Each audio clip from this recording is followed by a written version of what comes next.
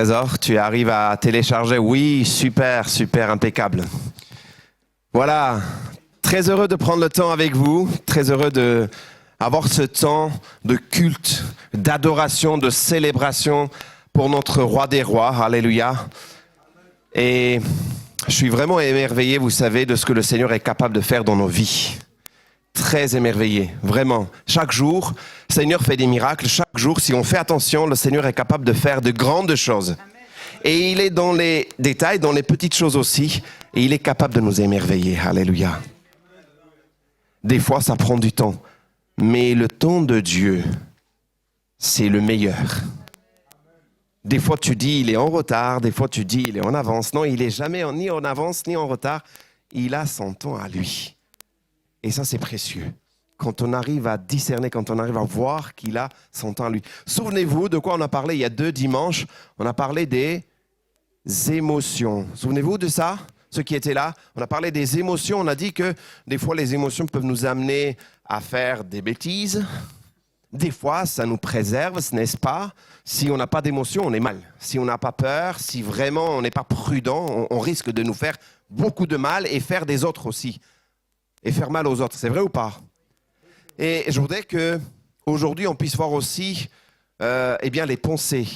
Les pensées, nous sommes des êtres qui avons des pensées et je vais voir ensemble avec vous ce que le Seigneur nous parle aussi concernant les pensées, ce que les psychologues, ce que en tout cas les spécialistes parlent des pensées, parce que ça fait partie de nous, n'est-ce pas?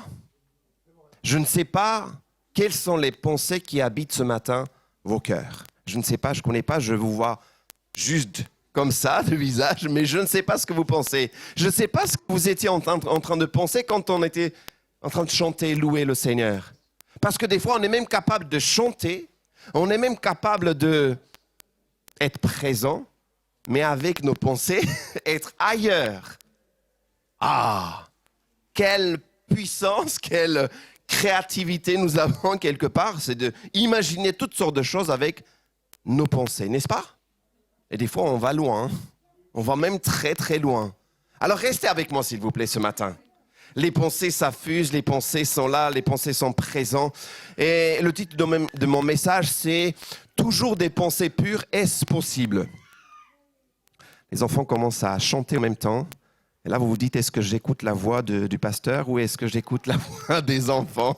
C'est normal, c'est une église, il y a des familles, il y a des enfants, c'est très normal. À côté, il y a aussi peut-être des bruits, il y a les enfants qui sont en train de faire aussi, continuer à entendre aussi, à recevoir l'enseignement de la parole de Dieu. C'est très normal, c'est vraiment très normal. L'église est le lieu où se rencontrent toutes les générations.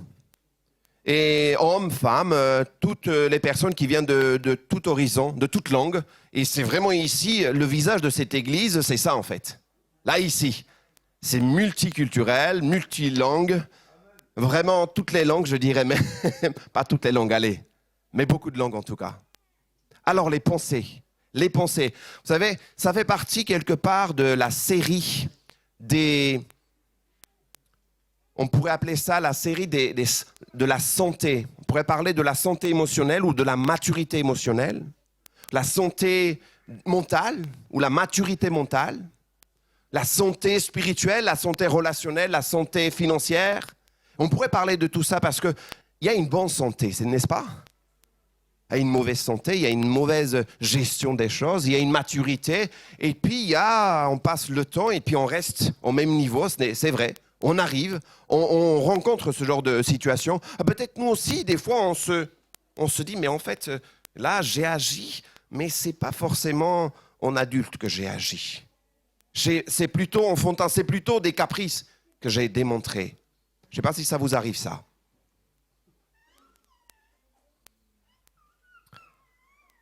Les pensées. Les pensées sont bien présentes et des fois, avec nos pensées, on peut construire ou on peut détruire. On dit la même chose pour la parole. Mais même dans nos cœurs, à nous, avec notre esprit, avec nos pensées, on est capable de construire ou de détruire. Des fois, il y a des gens qui ont des réactions. C'est parce qu'ils ont eu, à un moment donné, des réflexions ou une histoire dans leur tête. Et ils réagissent parce qu'il y a eu des pensées en amont. Parce qu'ils ont pensé quelque chose. Ils se sont dit, en fait, tu as fait ça parce que tu as pensé ça, parce que tu voulais ça, parce que tu m'aimes pas, parce que ceci et cela. Il y a une espèce de film hollywoodien qui se dresse dans la tête des gens. Et quand ils viennent, ils ont une réaction avec vous, face à vous, qui n'a rien à voir avec la réalité. Je voudrais justement vous raconter l'histoire de cet homme qui, doit aller voir le cordonnier et il doit réparer les chaussures. Et dans sa poche, lui, il n'a que 20 euros. Et il se dit, en fait, je vais voir, oui, pour réparer mes chaussures, pour faire le travail, donner à mon cordonnier, faire le travail, mais je n'ai que 20 euros et en plus, je dois acheter aussi du pain. Et en plus, j'aimerais bien acheter aussi peut-être une rose. C'est la fête des mères.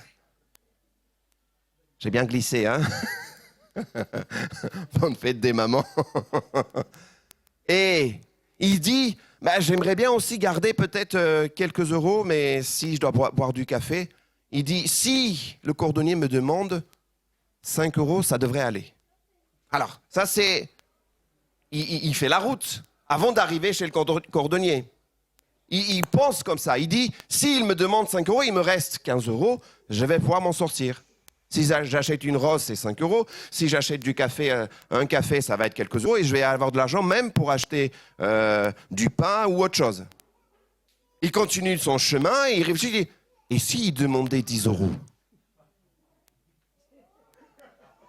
Tu dis, ah non, ça devrait aller, je vais pouvoir m'en sortir quand même. Parce que 5 euros, allez, je vais payer 5 euros pour la rose. Allez, je vais pas peut-être boire du café. Au moins, je vais acheter du pain. Et il continue. Et s'il demandait 15 euros? Mais t'imagines, et tout ça, c'est dans sa tête. Il pense à ça. Et arrivé à la porte, il dit, mais t'imagines s'il me demande 20 euros? Tout ça, c'est dans sa tête. Et il rentre, il ouvre la porte, mais il dit, ce n'est qu'un petit trou, pourquoi tu me demandes 20 euros? Le cordonnier ne lui a rien demandé. Hein. Vous voyez un peu l'image? Comme ça, on a des pensées dans nos têtes qui fusent, on est en train de dire, mais s'il fait ça, s'il pense ça, s'il dit ça, mais en fait, ce n'est pas la réalité. Hein.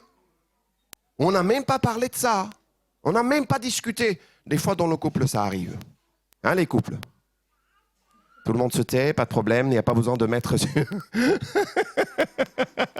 Mais t'as pas dit ça, mais t'as pas dit... Non, j'ai pas dit ça. Mais t'as pas pensé ça? Non, j'ai pas pensé ça. Mais t'as pas fait ça? Non, mais en fait, j'ai pas fait ça. Et des fois, mais on est tous comme ça quelque part. Et dans nos relations aussi, ça arrive. Avec nos collègues, même dans l'église, ça arrive aussi. On a toutes sortes de situations où on se dit, mais imagine, il fait ça. Mais imagine, il me demande ça. Mais imagine, il fait ça exprès. Mais en fait, non, pas du tout. Ça n'a rien à voir. C'est juste toi. Tu as dépassé les films indiens, hollywoodiens, tout ce que vous voulez. Et tu as fait tout ça dans ta tête. Les pensées. Toutes sortes d'idées sur les pensées. Alors, il y a des spécialistes, on va voir toutes sortes de mythes. J'en ai pris que 5. Les mythes sur les pensées. Wenzalf et Wagner. Ils me pardonnent si je ne prononce pas leur nom comme il faut. Les 5 mythes sur les pensées, et je voudrais juste revenir sur ça. Il y a toutes sortes de mythes, il y a toutes sortes de, justement, idées que nous plaquons sur les pensées. Premièrement, les pensées peuvent nous contrôler. Parfois, en apparence, oui. Non, ce n'est pas le premier. Il y a un sens à toutes les pensées. Pardon, j'étais en avance sur mon... C'est parce que je n'ai pas mis mes lunettes, je suis désolé. Je vieillis. Non, merci. Quel amour. C'est ça, c'est ça. Alors, il y a un sens à toutes les pensées. Pas forcément. Des fois, on aimerait mettre toutes sortes de sens à tout ce qui nous arrive par la tête. Si je pense à ça, si je pense à telle personne, si je pense à tel objet, si ça revient, c'est qu'il y a un sens. Pas forcément. Il peut y avoir une idée dans la tête ou une pensée qui est là, mais pas forcément que ça a un sens, n'est-ce pas? Savez-vous combien de pensées, combien d'idées traversent la tête par jour? On ne peut même pas compter. En fait, d'après les spécialistes, on parle de plus de 6000 pensées par jour. Vous imaginez? Alors, je ne sais pas la différence entre hommes et femmes. Est-ce que les femmes ont plus que les hommes? Je ne sais pas. Il y en a qui disent oui. Moi, j'avais la version sur les femmes parlent peut-être plus que les hommes. Mais bon, ça dépend. Il y a des situations, n'est-ce pas? Mais quand même, ça fuse dans la tête. Il y a toutes sortes d'idées, toutes sortes de pensées qui sont là dans notre tête. Et il ne faut pas tout le temps, toujours chercher à avoir un sens ou expliquer pourquoi je pense à ça. Des fois, faites le chemin à l'inverse. Je ne sais pas si ça vous arrive ça. Par exemple, vous pensez à quelque chose, ou bien vous regardez, vous avez une image, ou bien une musique, ou je sais pas, l'odeur, ça vous amène à penser à autre chose, et puis ça vous amène à penser à autre chose, et puis ça vous... Moi, des fois, je fais le chemin à l'inverse. Puis je me dis, mais qu'est-ce qui m'a fait que je suis là, à ce moment-là, à penser à cela? Puis je fais l'inverse. Ça m'a amené à ça m'a amené à ça, et je reviens, et j'essaie de détecter. Mais bon, ça me prend des fois des minutes et des heures. Ça sert à rien, forcément, toujours faire cet exercice. Mais en tout cas, détecter quelle est la pensée qui vous prend votre temps. C'est un mythe quelque part. Tous les pensées, toutes les idées n'ont pas forcément un sens. Deuxième mythe, les pensées peuvent nous contrôler. Parfois, en apparence, oui, je l'ai dit, mais la réalité est autre. Si vous dites, par exemple, dans votre tête, le matin, je n'ai pas envie de me lever, je n'ai pas envie de bouger ni mes mains, ni mes pieds, mais en fait, la réalité vous rattrape, il faut aller travailler parce qu'il faut payer les factures. Vous vous levez tout de suite, hein. Même si vous vous dites, j'ai pas envie. Ou la pensée vous dit, ou l'idée vous dit, j'ai pas envie de me lever, n'est-ce pas? Vous avez toutes sortes de pensées dans la tête. Je ne vais pas me lever, je ne vais pas me lever, je ne vais pas faire ça. Mais en réalité, vous allez vous lever. Le patron va vous rappeler. Vous allez travailler, croyez-moi. Tentez et essayez ça quelques fois, vous allez voir les conséquences. Troisièmement, nous pouvons contrôler nos pensées. Pas toujours non plus. Et des fois, on essaye. Et c'est comme si... on essaye de dire ne pense pas au mal, ne pense pas au mal, ne pense pas au mal. Mais en fait, si j'essaye de vous dire maintenant, ne pensez pas à l'éléphant, ne pensez pas à l'éléphant, ne pensez pas à l'éléphant. Vous allez y penser.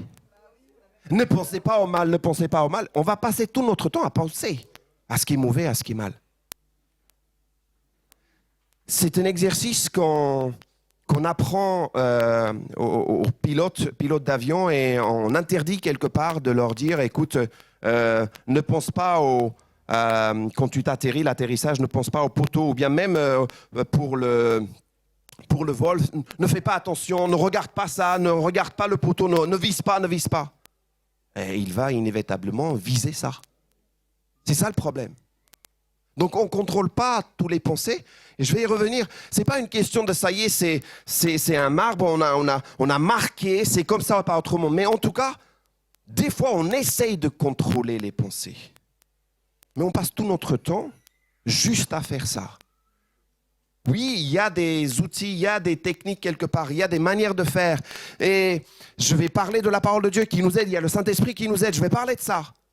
Mais comprenons bien qu'on est aussi des humains qui vivent dans un corps. Et nous avons aussi des situations difficiles avec quoi, avec qui, ou des personnes avec qui on doit composer. Et des fois, on ne contrôle pas tout. Je continue encore. Quatrième mythe, les pensées sont dangereuses. Ah bon? Pas toujours le cas. Pas toutes les pensées sont dangereuses. C'est pas parce que je pense à quelque chose que ça y est, je fais ça.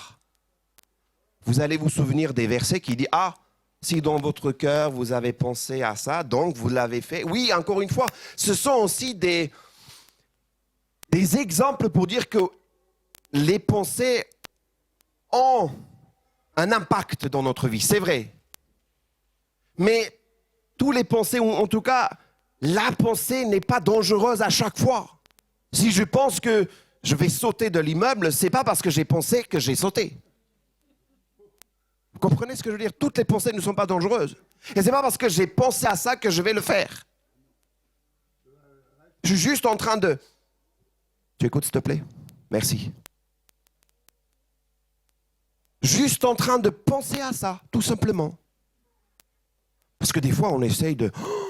Oh, bibliquement, oh, spirituellement. Et on est sur terre, d'accord? On a aussi un corps, on a aussi des fois des pensées, oui. Mais ce n'est pas parce que la pensée est là que ça y est, je suis en train de faire l'acte.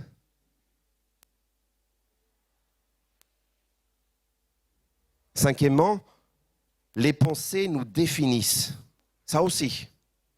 Ce ne sont pas les pensées qui nous définissent. Ce ne sont pas parce que, c'est pas parce que tu penses que tu ne peux pas que réellement tu ne peux pas.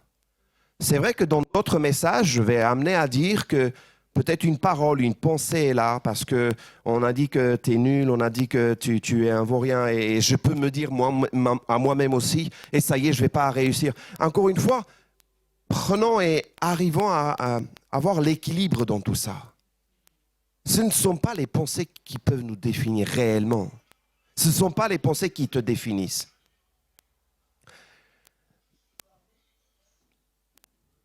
Non, ce ne sont pas les pensées qui nous définissent. Maintenant, je voudrais aller plus loin et poser une question qui est quel est notre socle? Merci. Quel est notre socle? Qu'est-ce que je veux dire par là? Quelle est notre base? Sur quoi nous nous basons pour dire que ça c'est bien et ça c'est pas bien? Quelle est notre fondation, le fondement sur qui on se base pour dire que notre pensée est une bonne pensée et ça, non? Regardez ce que dit Proverbe. Proverbe 16, chapitre 16, verset 2 nous dit « Vous pouvez penser que tout ce que vous faites est bien. » Et d'ailleurs, beaucoup de personnes pensent que tout ce qu'ils font, c'est bien. Mais c'est l'Éternel qui apprécie vos motivations. Dans notre traduction, tous les chemins, en tout cas, tout ce que l'homme fait à ses yeux, c'est bien, c'est droit.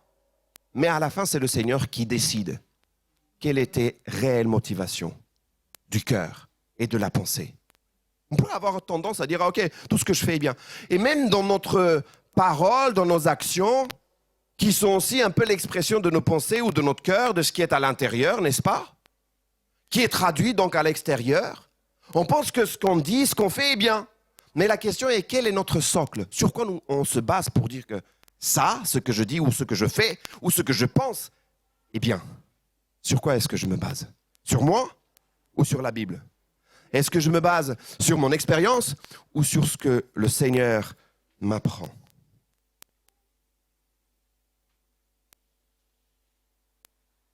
Un autre verset qui parle de cela, je ne sais pas si je l'ai mis ici ou pas.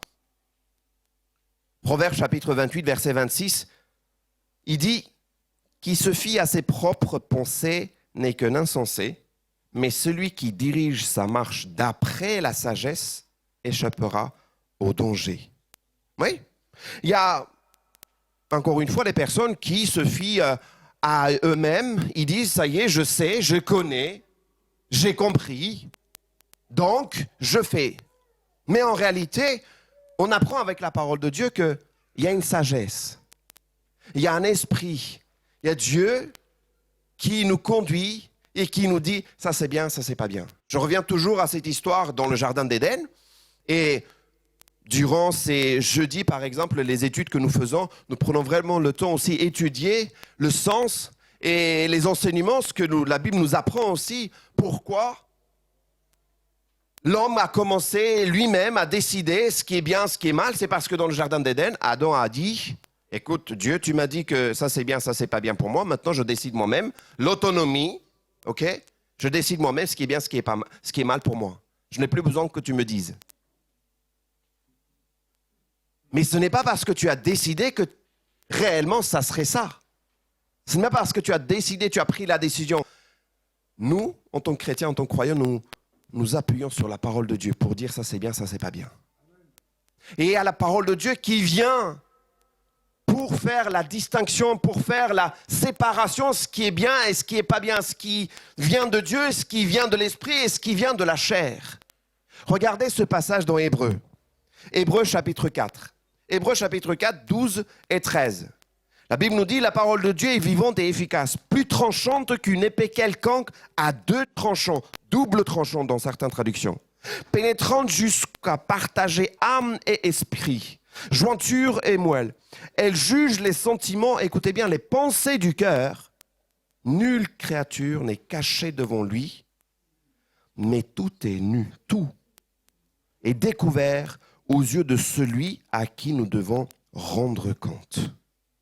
Oui, il y a à un moment donné une distinction entre ce qui vient de l'esprit, ce qui vient de la chair, ce qui vient de tes pensées à toi et ce qui vient de Dieu.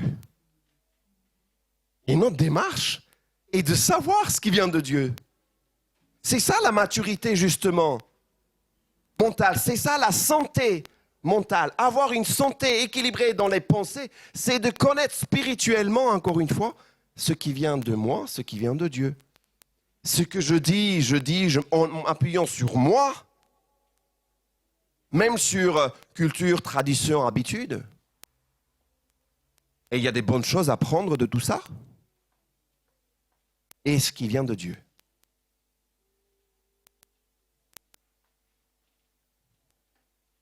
Une autre question vient, qui lit les pensées ? Qui est-ce qui est capable de lire les pensées ? Parce que nous en avons des pensées. Non, pas encore, s'il te plaît. Quel est le socle ? Ouais, je ne suis pas encore. Qui lit les pensées ? Qui lit les pensées ? Qui est capable de lire les pensées ? Vous savez, il y a des questions comme est-ce que le diable est capable de lire les pensées ? Ce genre de questions sont présentes. Sur Internet, vous cherchez et quand on recherche, c'est vrai que ce sont des questions qu'on peut se poser. Et j'ai enseigné déjà sur ça. L'ennemi n'est pas capable de lire nos pensées. Non, bibliquement, il n'y a pas un verset, il n'y a pas un thème, on ne trouve aucun passage qui parle de ce que l'ennemi, ce que le diable est capable de lire les pensées. Là où on peut trouver, par contre, à l'inverse de ça, Dieu, l'Esprit Saint, qui connaît les profondeurs, même les profondeurs, la pensée de Dieu même, l'Esprit Saint, et il connaît aussi, on vient de lire, il vient dans les profondeurs de nos pensées, il sait séparer, il connaît. Oui, Dieu connaît. Et nous aussi, normalement, on connaît nos pensées, puisque, je dis régulièrement, on est notre premier ami, le plus fréquenté, le plus vu, le plus mis en réunion. Chaque jour, on a une réunion avec nous-mêmes. Vous vous levez, la première personne, comme oui, comment tu te sens ce matin? Comment ça va? Qu'est-ce que tu penses? Est-ce que ça va? Est-ce que tu veux faire ça? Est-ce que tu veux pas faire ça? Regarde comment il t'a vu? Il m'a pas dit bonjour, le voisin. Et je sais pas, le collègue, il m'a pas dit. Ah, le pasteur ne m'a pas dit bonjour. Et on commence à Ah non, il s'est rien passé du tout. Peut-être il était occupé. Peut-être elle aussi. Et on commence à... Comment ça va? C'est la pensée. On est présent. Donc on se connaît normalement. On se connaît même très bien, normalement. Et Dieu nous connaît, mais l'ennemi, non. Par contre, ce que l'ennemi sait sur les humains, d'accord? C'est quelque chose que des fois, écoutez bien, nous, on sous-estime sa capacité de nous tenter, sa capacité ou le pouvoir quelque part qu'il a sur les hommes. Comprenez? Pourquoi? Parce que là, je parle de l'ennemi, là, je parle de Satan ou même des démons. Ils sont là depuis des dizaines, des centaines, voire des milliers d'années. Et ils ont eu le temps d'observer le comportement humain. Et ils savent par quoi on peut être tenté. Et l'homme n'a pas beaucoup changé, vous savez. On est régulièrement tenté de la même manière que Adam et Ève. On est tenté par ce qui attire nos yeux, notre orgueil. Ah ouais. On veut être comme des dieux. On veut manger. Il y a des choses, on peut pas remplir. Quelqu'un disait, c'est le cœur et les yeux. Tu montres toute bonne chose et les yeux sont capables de... Aujourd'hui, les réseaux sociaux sont juste là pour nous encore prouver qu'on est capable de passer des heures et on n'est pas rassasié. Et l'ennemi connaît nos failles. Des fois, il met le doigt et il nous tente. Et par nos désirs, on est tenté. C'est pas lui qui pousse, mais il est là pour présenter les choses autrement. Et c'est par nos désirs que nous tombons. Donc oui, il n'est pas capable de lire nos pensées, mais par contre, ne sous-estimons pas la capacité qu'il a. OK? Je continue. Bonne ou mauvaise pensée? Je pense que ouais, c'est ça, bonne ou mauvaise pensée. Parce que ça aussi, c'est une question qu'on peut se poser. L'épreuve comme révélateur des pensées. Pourquoi je dis ça?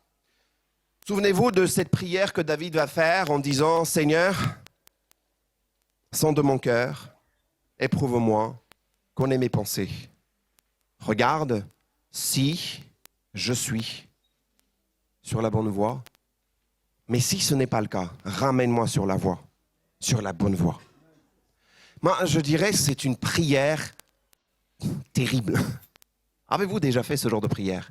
Est-ce que sommes-nous capables de faire ce genre de prière en disant « Seigneur, alors, tout va bien, je vais bien, tout se passe bien, mais sommes-nous capables de juste dire « Ok, on va juste faire un check, on va checker. » Parce que quand tout va bien, encore une fois, nos pensées sont bien, on loue le Seigneur, alléluia, on est bien, on lit et tout. Mais quand l'épreuve vient, quand on est éprouvé, quand là, il y a le champ de bataille, les pensées, toutes sortes de livres qui existent aussi, hein. Les pensées sont là, on essaye de lutter, on essaye de faire de la guerre. Et on est éprouvé. Que ce soit par le passé, que ce soit même le présent, même l'avenir, on est angoissé, on ne sait pas ce qui va venir demain. Et David fait cette prière en disant « Regarde, sonde mon cœur et éprouve-moi ». Sommes-nous capables de faire cette prière en disant « Seigneur, éprouve-moi » pour juste regarder si je suis avec toi? Une prière honnête. Une prière, je dirais, qui est assez osée. Assez osée. Éprouve-moi, Seigneur, avec les finances. Éprouve-moi dans mes relations. Éprouve-moi dans mon cœur. Peut-être aussi dans, Seigneur, je te demande de me donner l'amour, mais en fait, ce sont des personnes peu aimables que tu me donnes. Et j'ai du mal à aimer. C'est ça aussi l'épreuve. Seigneur, je te demande la patience, mais en fait, là, ces situations, il faut que ça se règle tout de suite. Et là aussi, de quelle pensée tu es rempli? Ah, Seigneur, tu n'entends plus mes prières, tu n'es plus là, tu n'es plus présent. C'est ça les prières que tu fais? Mais nous sommes tentés de faire ce genre de prière. Nous sommes tentés de dire, Seigneur, tu n'es pas là, parce que je ne sens plus ta présence. Nous sommes tentés de dire, je suis épuisé, tu n'es pas là, tu n'es pas présent. C'est possible. Mais allons plus loin et prions, Seigneur, ramène-moi. Parce que David est très honnête. Éprouve-moi et regarde si mes pensées sont justes. Et ramène-moi sur la voie de l'éternité. Ramène-moi. Je veux revenir à toi. Je continue. L'épreuve est révélateur, oui. Chaque épreuve, quelque part, nous démontre si on est dans son chemin ou pas. Eh bien, il y a aussi une bonne ou mauvaise pensée. Vous savez, ce passage où la Bible nous parle des choses que Dieu aime et des choses que Dieu hait, du verbe haïr. Il y en a 6, il dit, il y en a même 7. Vas-y, ouais, super. Proverbe chapitre 6, versets 16 à 19. Très intéressant ce passage. Il y a 6 choses que l'Éternel hait, et même 7 qu'il en a en horreur. Les yeux hautains, la langue menteuse, les mains qui répandent le sang innocent, le cœur qui médite des projets iniques, les pieds qui se hâtent de courir au mal, le faux témoin qui dit des mensonges, et celui qui excite des querelles entre frères, et on peut ajouter des sœurs.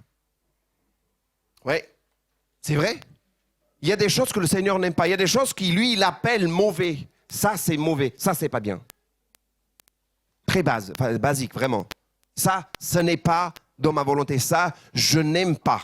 Ça, je déteste.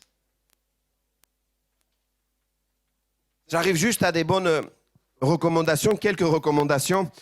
Il me reste juste une quinzaine de diapos et je vais terminer, je pense. Patience.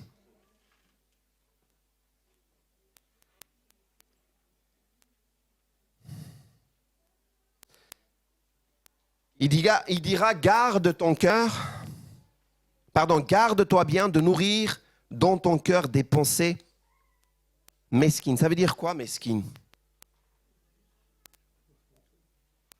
Ça veut dire quoi, mesquine? Ça veut dire, il dit, fais attention de ne pas avoir des pensées mesquines. Ça veut dire quoi, mesquine? Sans importance? Méchant? Alors, la définition que j'ai pu lire, c'était pas généreux. C'était quelqu'un d'avare, c'est-à-dire tu n'es pas généreux. C'est l'étroitesse d'esprit. Vous savez, on ne peut pas, dans l'amour, dans le don de soi, dans le service, vous savez, dans le couple, avec la relation avec les enfants, on peut être tellement étroit d'esprit qu'on n'est pas capable de ni pardonner ni d'aimer au-delà de la situation. Même entre frères et sœurs. C'est vrai, le mot mesquine, tu dis, oh, mais c'est quoi ce mot? C'est méchant, c'est tout. Oui, mais c'est vrai, on peut être aussi juste pas généreux et ne pas vouloir justement ni aider ni donner. Mais ça ne plaît pas à Dieu. Parce que lui, il a tout donné. Qu'est-ce qu'il a gardé? Il a tout donné. Même son fils, il a donné. Le don de soi, on apprend par notre Jésus. Il s'est donné lui-même. Il a tout fait, il a tout donné. Et nous, des fois, on garde des choses. On garde des fois notre amour, on garde des fois le pardon qu'on doit donner, on garde des fois nos forces, on garde des fois nos finances, on garde beaucoup de choses des fois. Ça c'est à moi, ça c'est à moi, ça c'est à moi. Mais vous savez même, écoutez bien, même les non-croyants, ils ont appris que être généreux, c'est bien. La générosité est comme une loi, là je parle pour les non-croyants, et une loi qui rend encore, c'est-à-dire que quand on donne généreusement, on reçoit aussi généreusement. Il suffit juste de lire quelques livres et comprendre. Tu donnes, tu reçois, tu donnes, tu reçois. Quand tu gardes, tu ne reçois pas. Mais quand tu donnes, tu reçois.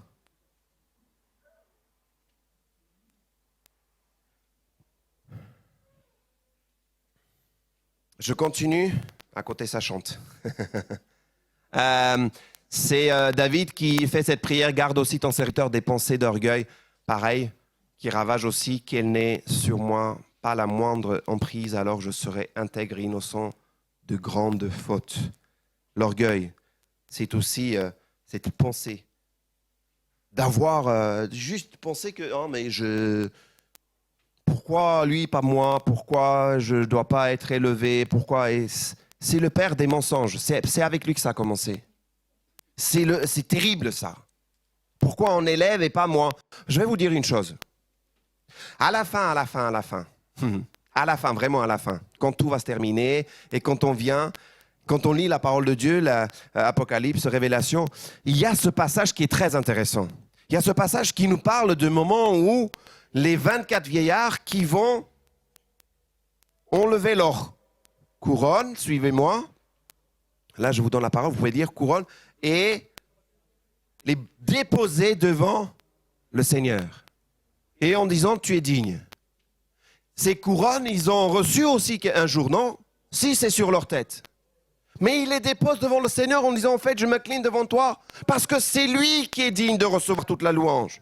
La question que je me pose, si ici, dans cette vie, ici sur terre, on n'est pas capable de déposer nos couronnes, devant frère, devant sœur, peut-être devant même le patron, écoutez bien, comprenez-moi ce que je dis, hein. Si on n'est pas capable de déposer, si on n'est pas capable de dire, ok, j'ai fait ça, mais ce n'est pas grave, on est en train d'élever l'autre, pas de problème. Si avec ça, tu as un problème vraiment ici, là, je pense que tu auras de gros problèmes là-haut aussi. Parce que si on n'apprend pas des choses ici-bas, si on n'apprend pas l'amour, si on n'apprend pas le pardon, si on n'apprend pas la générosité, si on n'apprend pas la paix, la bienveillance, la maîtrise de soi, mais qu'est-ce qu'on va faire avec le Seigneur? Comment on va vivre? Vous me suivez? Donc déposer la couronne commence ici-bas. Lui, il a fait, mais c'est moi qui ai fait, il n'y a que son nom. C'est vrai, des fois, c'est injuste. Mais la vie est injuste, les amis. La vie est remplie d'injustices, de souffrances, d'épreuves, n'est-ce pas? Parce que tu t'es devenu chrétien, tu as dit que ça y est, les problèmes sont réglés? T'as plus de belle-mère? Non, je rigole. Non, c'est juste pour voir si vous suivez. Problème avec les belles-mères. Moi, j'ai pas de problème avec ma belle-mère. De toute façon, elle est loin. Non, je rigole. J'aime beaucoup ma belle-mère, vous pouvez pas savoir. Elle aussi, elle-même, plus que ma femme des fois. Et je le vois, on est en très bonne relation avec ma belle-mère. Et oui, la vie est remplie d'embûches, de pierres, de ronces, de chemins qui sont des fois où il y a beaucoup de cailloux, il y a beaucoup de... C'est très étroit, on ne peut pas avancer, oui. Mais large est le chemin. Très large. Beaucoup marchent sur cette voie. Où amène l'épreuve, la souffrance, les difficultés nous apprennent, nous font grandir. Que faire? Je termine avec ça. Il a dit Amen parce qu'il faut que je termine, c'est ça? Merci. Que faire? Alors, Paul va écrire aux Corinthiens, aux 2 Corinthiens chapitre 10, verset 5, qui dira « Nous amenons toute pensée captive à l'obéissance de Christ ». C'est un verset, tu lis, tu dis « Comment je fais ça, Seigneur ?» Amener toute pensée captive. Mais sommes-nous capables justement de détecter, je ne vais pas refaire ma prédique, mais comprendre là où c'est pas dans la volonté de Dieu. C'est pas à la gloire de Dieu. Captiver pour les ramener à la gloire de Dieu. Si cette pensée est là pour détruire, si cette pensée est là pour rester dans cet état de querelle, normalement, tout être croyant, tout être spirituel devrait comprendre ça, c'est pas dans la volonté de Dieu. Alors, oui, s'il faut demander pardon, si c'est toi qui dois faire le premier pas, fais le premier pas. Parce que la relation compte plus que ce qui est « Ah, et c'est pas juste, c'est moi qui avais raison ». Ouais, peut-être bien. Mais là, ce qui compte vraiment, c'est qu'il y ait une harmonie, c'est qu'il y ait la paix qui revient. Là où tu es, que ça soit dans la famille, que ça soit même dans ton cœur. Vous savez, il y a des moments où on prie et le Seigneur, c'est comme s'il entend ça dépasse pas le plafond quelque part. Comprenez l'image que je vous donne. Mais c'est parce que peut-être il y a des choses à régler dans le cœur et dans la pensée. Tu as du mal à pardonner? Le Seigneur, il dit, écoute, tu viens devant le Seigneur, tu viens pour m'offrir des sacrifices, mais tu as un truc contre ton frère, ou bien ton frère a quelque chose contre toi. Mais laisse l'offrande, laisse la louange quelque part, va régler le truc. Et après, viens me louer. Ça veut dire quoi? Ça veut dire que des fois, c'est comme s'il dirait, je pense qu'avant de me louer, tu dois aussi régler certaines choses. Il nous donne des capacités. On peut avancer, on peut grandir ensemble. Dieu nous a donné son Esprit Saint. Alléluia. J'avance, que faire encore? Je lis juste ce passage et on termine avec ça, je ne vais pas beaucoup commenter. Philippiens chapitre 4, verset 8. Au reste, frères, que tout ce qui est vrai, tout ce qui est honorable, tout ce qui est juste, tout ce qui est pur, tout ce qui est aimable, tout ce qui mérite l'approbation, ce qui est vertueux et digne de louange, soit l'objet de vos pensées. C'est l'invitation que l'apôtre nous fait, c'est l'invitation que la parole de Dieu nous invite.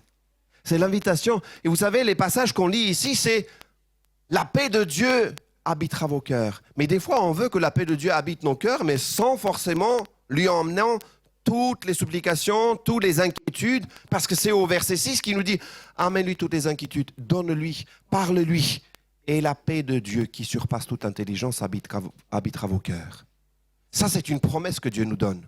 Je termine avec ça. La promesse que nous avons, c'est la paix de Dieu qui surpasse toute intelligence gardera vos cœurs et vos pensées en Jésus-Christ. Et le verset 9 qui nous dit que le Seigneur, si vous faites ce que vous avez appris de moi, si vous le faites, vous avez appris de moi, reçu et entendu de moi, ce que vous avez vu en moi, pratiquez-le et le Dieu de paix sera avec vous. Ça, c'est la promesse que nous avons. La paix dans nos pensées, la paix dans notre cœur. Et nous pouvons réellement marcher avec le Seigneur. Alléluia. On va prier. Seigneur notre Dieu, merci pour ta parole. Seigneur, merci pour ton Esprit Saint. Merci parce que tu es prêt, tu es présent. Merci parce que tu es parmi nous. Et nous voulons te laisser vraiment encore une fois toute la place. Que ça soit, Seigneur, dans nos pensées, dans nos cœurs et avec nos émotions, Seigneur, si nous n'arrivons pas à gérer, viens nous aider. Seigneur, nous ne voulons pas faire des bêtises, Seigneur, mais nous voulons te laisser nous enseigner, nous aider. Oui, sonde nos cœurs, nos pensées. Et Seigneur, que ça soit à travers l'épreuve, que ça soit à travers des situations peut-être délicates qu'on rejette, même on ne le veut pas, mais Seigneur, utilise toute occasion pour voir si nous ne sommes pas dans tes voies et ramène-nous. Parce que nous voulons marcher avec toi, nous voulons être avec toi, être dans ta volonté. Au nom de Jésus. Amen.